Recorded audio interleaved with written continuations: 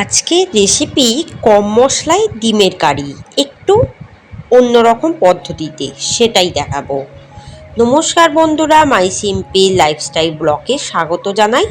দেখে নিন আজকের এই রেসিপিটি। কম মশলা হলে কিন্তু স্বাদ খারাপ হবে না, কথা দিলাম। মনোযোগ সহকারে রেসিপিটি দেখে নিন। আমি এখানে 5টা ডিম নিয়ে নিয়েছি। ডিমটাকে ভালো করে সিদ্ধ করে নিয়েছি। এবার খোসাগুলো ছাড়িয়ে নেব ডিমের।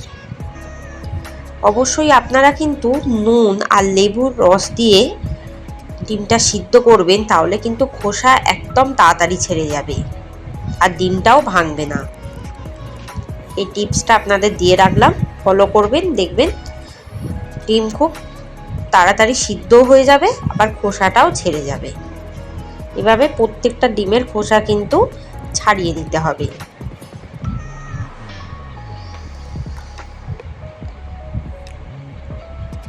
দেখুন আমি কিন্তু এক হাত দিয়ে ডিমটা ছাড়াচ্ছি আর খুব তাড়াতাড়িও ছেড়ে যাচ্ছে। এবার প্রত্যেকটা ডিম ছাড়িয়ে নিয়েছি। এবার মাঝখান থেকে অর্ধেক করে দেবো একটি নাইফের সাহায্যে। প্রত্যেকটা ডিমকে এরকম অর্ধেক করে নেব। সাবধানে করবেন যাতে কুসুমগুলো বেরিয়ে না যায়। এটা কিন্তু দেশি মুরগির ডিম। এবার কড়াইতে দিয়ে দেবো 1 টেবিল চামচ সাদা তেল। বড় চামচের 1 চামচ, ছোট চামচ হলে 4 চামচ দেবেন, বা 1 কাপও বলতে পারেন। এবার তেলটা গরম হলে ডিমটাকে কিন্তু ভাজা বসিয়ে দেবো, ভেজে নেব ডিমটাকে। আস্তে আস্তে করে ভাজতে দিতে হবে ডিমটাকে, যাতে ভেঙে না যায়। এবার ততক্ষণ কিছু মশলা করে দিই। শিমে আমি ভাজতে দিয়েছি একটা গোটা রসুনের পুরোটা কোয়া খোসা সমেত, 3টে পেঁয়াজ আর 6টা কাঁচা লঙ্কা। বাটার সুবিধার্থে আমি এভাবেই কেটে নিয়েছি। এবার এটাকে ভালো মতো বেটে নেবো জল ছাড়া। এবার আস্তে আস্তে করে উল্টে দেবো যাতে কুসুমটা না বেরিয়ে যায়। ভালোভাবে প্রত্যেকটা ডিম এভাবেই লাল লাল করে ভেজে নিতে হবে, তাহলে কিন্তু ডিমের স্বাদটা বাড়বে।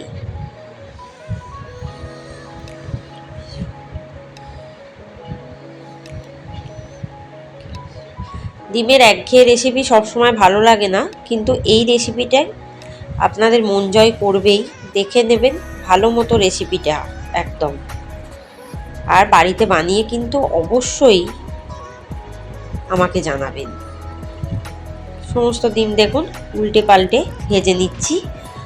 ভালো মতো উল্টে পাল্টে ভেজে নিতে হবে লাল লাল করে। দেখুন এভাবে কিন্তু মশলার পেস্টটা করতে হবে। যেহেতু কুসুমটা পড়ে গেছে তেলের মধ্যে হয়তো, তাই জন্য তেলটা বেশ গেঁজা হয়ে গেছে। এবার কিছুটা সরিয়ে দিয়ে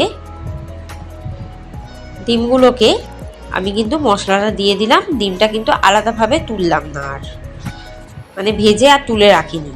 এবার কষিয়ে নেবো মশলাটা খুব ভালো মতো ওই তেলেই।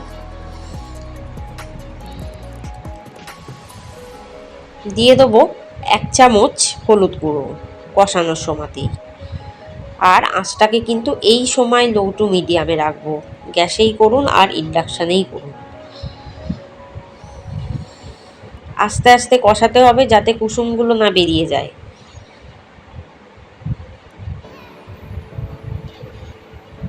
দিয়ে দেবো পরিমাণ মতো নুন। কষানো প্রায় হয়ে গেছে, দেখুন মশলা কিন্তু কড়ার গায়ে লেগে যাচ্ছে।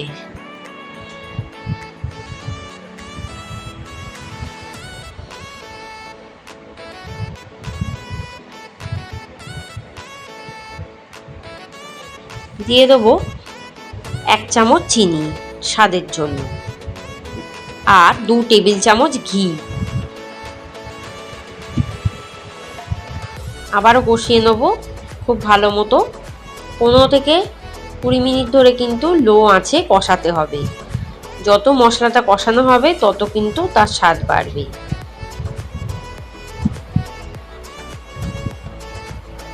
দিয়ে দেবো একটা গোটা পাতিলেবুর রস এই কষানোর সময়তেই। কষানোটা প্রায় হয়ে গেছে, গন্ধ কিন্তু অলরেডি ছেড়ে দিয়েছে। গোটা পাতিলেবুর রস দিয়ে দিলাম। দানাগুলো অবশ্যই আলাদা করে দেবেন, মুখে বিঁধলে কিন্তু তিতো লাগতে পারে।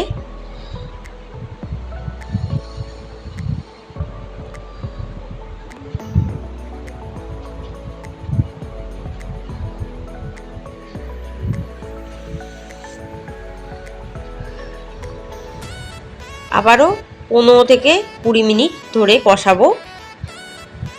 দেখুন কষতে কষতে বেশ শুকিয়ে গেছে, তখন আমি একটু ধনেপাতা দিয়ে দিলাম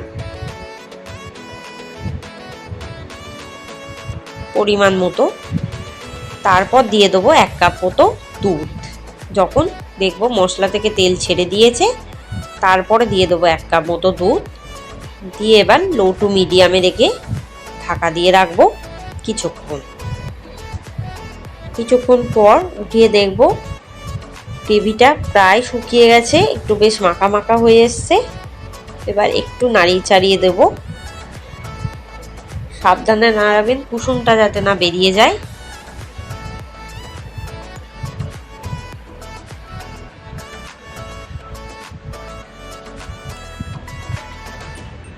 আর এই সময় কুসুমটা বেরিয়ে গেলেও অসুবিধা হবে না।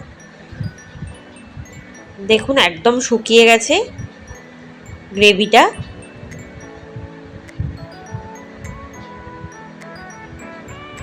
আরেকটু শুকিয়ে দিয়ে নামিয়ে নিলেই কিন্তু রেডি হয়ে যাবে।